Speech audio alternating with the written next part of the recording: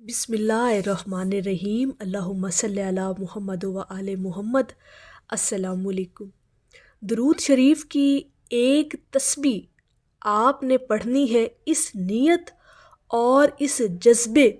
اور خاص طور پر اس گمان کے ساتھ کہ انشاءاللہ تعالیٰ آپ پر سے بڑی سی بڑی کوئی مشکل ہے، کوئی مصیبت ہے، انشاءاللہ تعالیٰ وہ ٹل جائے گی۔ ایک بڑا سادہ سا ایک فارمولہ ہے، اور وہ یہ کہ اللہ پاک فرماتے ہیں کہ میں بندے کے ساتھ ویسا ہی معاملہ کرتا ہوں جس طرح سے وہ میرے ساتھ گمان رکھتا ہے۔ اب بات یہاں پر آ جاتی ہے روحانی کیفیت کی، اور درود پاک کی ایک تسبیح اگر آپ اس کیفیت، اس گمان، اس جذبے اور اس صدقے دل اور نیت سے پڑھ لیں گے نا، انشاءاللہ تعالیٰ بڑے سے بڑا مسئلہ آپ کا حل ہو جائے گا۔ دیکھیں، کوئی بھی پریشانی ہے جس کے بارے میں آپ کے لیے کوئی اسباب پیدا ہوتے نظر نہیں آ رہے، کوئی مشکل حل ہوتی نظر نہیں آ رہی، آپ نے صرف باوضو ہو کر صرف ایک دفعہ بیٹھ کر اس جذبے کے ساتھ، اس نیت کے ساتھ، اس سوچ اور خیال کے ساتھ ایک تسبیح پڑھنی ہے کہ حضور علیہ الصلاۃ والسلام کا فرمان عالی شان ہے کہ جو شخص مجھ پر ایک مرتبہ درود پاک پڑھتا ہے، اللہ پاک اس پر 10 رحمتیں نازل فرماتا ہے۔ اس لائن کو، اس حدیث مبارکہ کو اگر آپ ذہن میں فکس کر کے ایک تسبیح اگر درود پاک کی پڑھ لیتے ہیں نا، اللہ رب العزت کی بارگاہ میں پھر دعا کرتے ہیں کہ اللہ پاک اپنے پیارے حبیب کے ذکر کے صدقے میں جو رحمتیں تو نے مجھ پر نازل کرنی ہے، ان کے صدقے میں میری یہ مشکل مجھ سے ٹال دے۔ فرق صرف اتنا ہے کہ آپ کو وہ جذبہ، وہ نیت اپنے اندر پیدا کرنی ہے، وہ کیفیت خود پر طاری کرنی ہے۔ اور جب آپ یہ کانسیپٹ رکھیں گے نا مائنڈ میں کہ اللہ پاک ایک مرتبہ پڑھنے پر 10 رحمتیں نازل فرماتا ہے، تو میں تو درود پاک کی ایک مسلسل تسبیح پڑھ رہا ہوں، ٹھیک ہے؟ اگر آپ 100 مرتبہ پڑھتے ہیں، 200 مرتبہ، 300 مرتبہ، یہ تو آپ کی ثواب دید ہے نا کہ آپ کتنی لگن سے کتنا درود پاک پڑھتے ہیں۔ اور اگر درود پاک پڑھتے پڑھتے آپ کے وہم و گمان میں یہ چیز چل رہی ہے کہ اللہ پاک تو ایک دفعہ پڑھنے پر 10 رحمتیں نازل فرماتا ہے، تو میں تو اتنا درود پاک پڑھ رہا ہوں، تو یقینی طور پر اللہ کی رحمتیں مجھ پر نازل ہوں گی۔ یہ جو یقین ہے، یہ آپ نے اپنے اندر راسخ کر کے ایک تسبیح درود پاک کی اس طرح سے پڑھ لینی ہے۔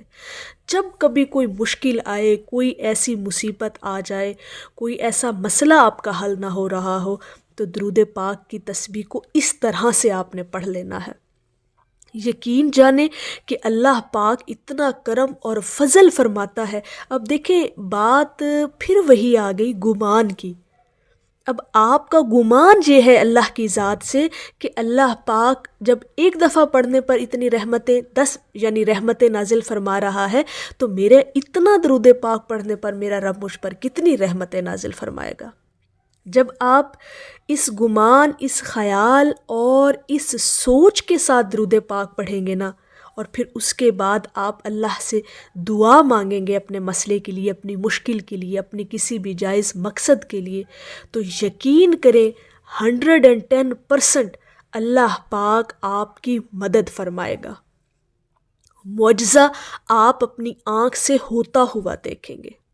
دیکھیں، اگرچہ زندگی مشکلات بڑھاتی جائے تو درود پاک آسانیاں بڑھانے میں اول ہے۔ یہ کانسیپٹ ضرور مائنڈ میں رکھا کریں کہ ٹھیک ہے، زندگی میں مشکلیں آتی ہیں، مصیبتیں آتی ہیں، تو اگر آپ آسانیاں چاہتے ہیں نا، تو سب سے جو اول ترین وظیفہ ہے، اول ترین ذکر ہے، اور جس پر آپ آنکھیں بند کر کے یقین کر سکتے ہیں، وہ ہے درود پاک کا وظیفہ، وہ ہے درود پاک کا عمل، وہ ہے درود پاک کا ذکر۔ اور پھر جو میں نے بات کی کہ جذبہ آپ کے اندر یہ ہونا چاہیے کہ اللہ پاک کی رحمتیں مجھ پر نازل ہو رہی ہیں، بھلا یہ کیسے ممکن ہے کہ میری کوئی بھی ایسی مشکل جو ہے وہ ٹلے نہیں۔ دیکھیں یہ سارے معاملات جو زندگی ہوتے ہیں نا،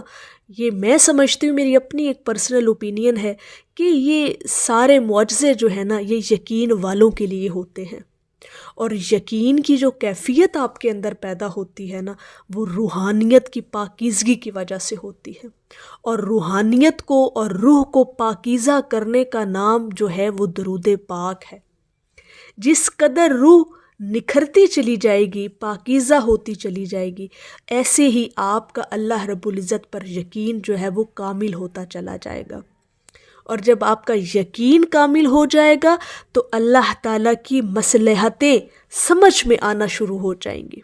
پھر آپ کو صبر ملنا شروع ہو جائے گا، آپ صبر کرنا سیکھ جائیں گے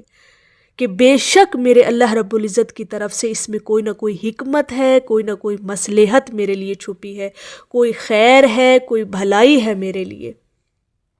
اور یہ تمام چیزیں جیسے میں نے کہا کہ یہ کیفیات جو ہیں یہ نصیب والوں کو نصیب ہوتی ہیں،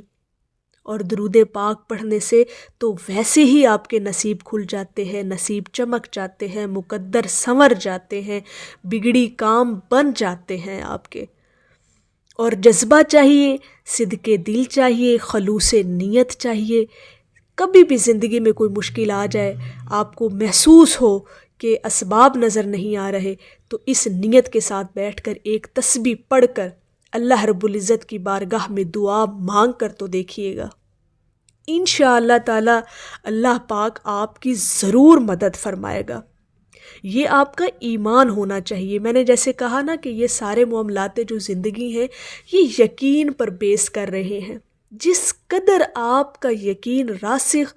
اور مضبوط ہوگا نا، اللہ پاک اسی طرح سے آپ کے یقین کے حساب سے آپ کے ساتھ معاملہ فرمائے گا۔ یہ اللہ رب العزت کا وعدہ ہے اپنے بندے کے ساتھ، اور پھر تو آپ جھومتے پھریں گے جب آپ کی برسوں کی دعائیں رنگ لے کر آئیں گی۔